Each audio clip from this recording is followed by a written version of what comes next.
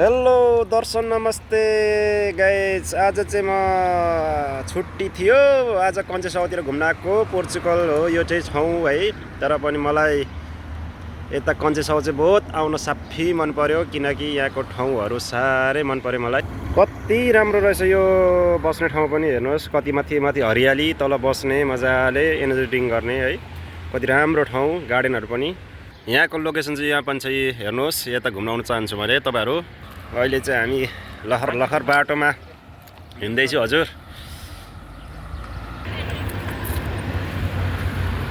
ल हामी चाहिँ ठ्याक्कै कञ्चेसौको ट्रेन स्टेसनमा आइसक्यो होइन। यहाँ रहेछ, ताबिरा पनि जान सक्यो हामीले। अब भिराइरेलतिर पनि जान सकिन्छ, सबै ठाउँतिर जान सकिन्छ। पार्कहरू पनि यस्तो छ गाइज। कति राम्रो नि फुल यता पनि है, कति राम्रो। त मलाई ठाउँ चाहिँ बहुत राम्रो लाग्यो त यता पुरै। यो चाहिँ ट्रेन स्टेट,